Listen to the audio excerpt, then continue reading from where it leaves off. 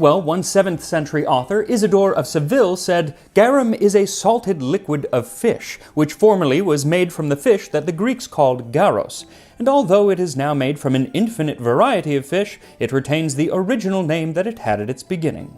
Now, the Roman poet Marcus Manilius, he did write about the process. "Their inward parts melt and issue forth as a stream of decomposition.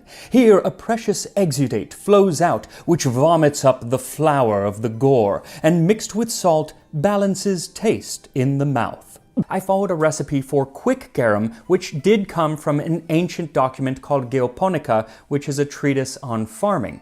And the Geoponica also has some more traditional ways of making garum. The Bithynians make it thus. Take preferably small or large mendole, or if none, anchovy or scad or mackerel, and put them into a baker's bowl of the kind in which dough is kneaded.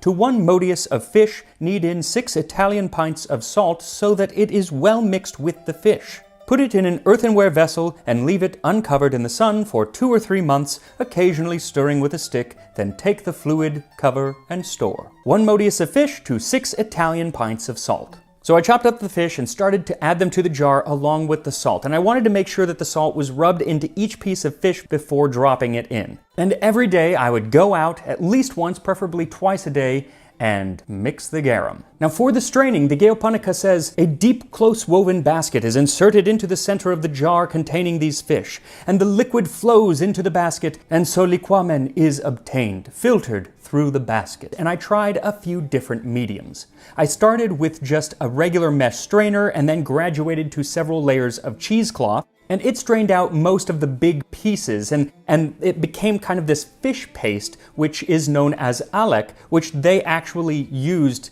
culinarily as well. Finely woven muslin. And I passed it through that a few times, and it came through painfully slow, just drops. But what came out was indeed the clear amber-colored liquid that I was hoping to get.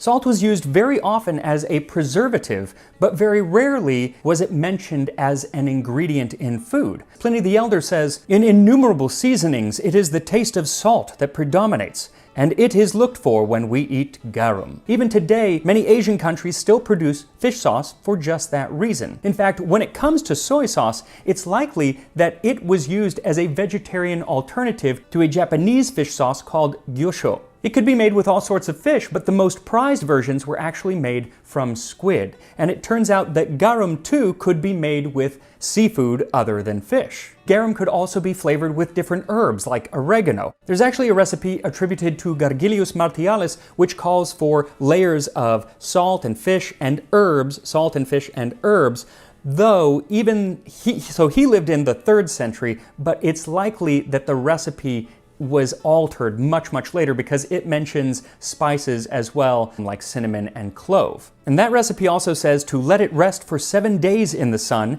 then mix the sauce daily for 20 days. After that time, it becomes a liquid. The ancients write about what is the best garum, and it was called garum sociorum, or garum of allies, garum of friends. And it was made from all mackerel that came from southern Spain and northern Africa. Nowadays, the most prized garum is made from mackerel in the fisheries of Carthage. It is called sociorum. 1,000 sesterces are paid for 2 congi of this exquisite liquor. Hardly any other liquid other than perfumes command such a price. Marcus Opicius thought it especially desirable for mullets to be drowned in a bath of garum sociorum. Pliny said that it was 1,000 sesterces for 2 congi. That's about 1 year's pay for the average Roman legionary at the time. Martial has an epigram to be sent if you're sending less quality garum. Inferior garum. I am, I confess it, the offspring of the tunny fish of Antipolis. Had I been that of a mackerel,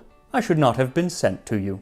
But that makes it seem that you sent this inferior garum not because you couldn't afford the garum sociorum, but rather if you had got the good garum, you would have kept it for yourself. Martial has an epigram about the eating habits of his friend Baeticus. Neither mullet, Baeticus, nor turtle dove delights you, nor is hare ever acceptable to you, or wild boar, nor do sweet meats please you, or slices of cake.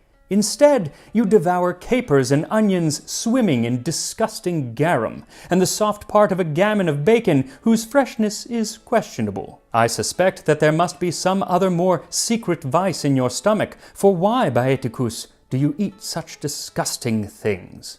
Though my favorite of his garum-deriding epigrams is to his friend Flaccus. You are a man of iron, Flaccus, if you are able to make love to a woman after she has had 6 helpings of garum. Garum was so potent that sometimes even animals shied away. Columella, in his treatise on agriculture, wrote, "Great care must be taken by the man in charge who feeds the bees when he must handle the hives, that the day before he has abstained from sexual relations and garum and all the liquids which accompany it." But while the ancient writers love to poke fun at garum, it's clear that they also love the stuff because they're always talking about where the best garum came from. Some said that it came from the Black Sea, others from what is now Spain. But one of the most famous garum-producing cities was actually Pompeii, and we even know the name of one of the top manufacturers who lived there, Aulus Scaurus. Bottles with his mark on them are found all over the Mediterranean, and a full 1/3 of the garum bottles found in the sites of Pompeii and Herculaneum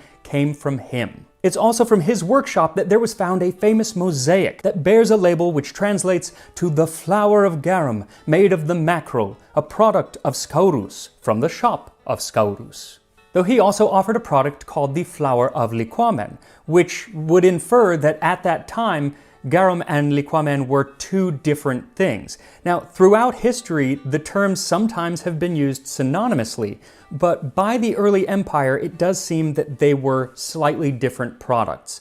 It's possible that liquamen referred to what we're making today, and then garum was made with more of the blood and viscera of fish, and so it was a darker color and more pungent. But it's not exactly certain. And as time goes on, other words begin to pop up that are referring to this same fish sauce. Around the year 390, the Roman poet Ausonius wrote to his student thanking him for a gift of some fish sauce from Barcelona. He says that it's called Murria, but complains that the term Murria is hard for him to pronounce and that he prefers the older term garum. But by whatever name that liquor of allies is called, I'll flood my plate. This juice, too little used by our forefathers, must overflow the spoon. And when he says too little used by our forefathers, he surely isn't meaning those people who lived during the Roman Republic and early empire, because garum was everywhere. But by the end of the 2nd century, garum factories had begun to dwindle in the Roman Empire. People probably began having to make it at home or not use it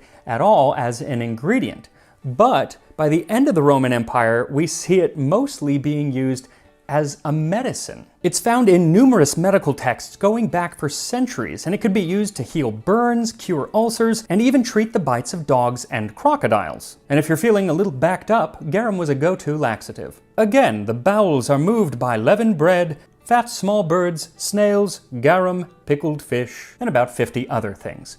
Now, Columella says that if your horse is having too much phlegm, then pouring some garum into the horse's nostril will help to alleviate that problem. Corides really fanboyed over the stuff, saying that it could treat all sorts of things, and garum applied represses gangrenous ulcers in the cheeks, heals those bitten by dogs, and is sometimes given as a suppository for dysentery and sciatica. Into different sauces, it would be mixed with vinegar to make oxygarum, or oinigarum, which was mixing it with wine. That was a very common way of having it, or else just mixed into like a marinade or something else. Now, if you are cooking from Apicius, who was the major ancient Roman cooking author that we still have works from, you need garum or liquamen because it's in almost every single recipe that he has. It's in all of the sauces that he mentions, and when people talk about garum being the ketchup of ancient Rome, it's actually those sauces that they're referring to. People weren't usually just eating the garum, but it's also in savory dishes and sweet dishes. There's even a dessert, patina of pears, that's a sweet dish that uses fish sauce.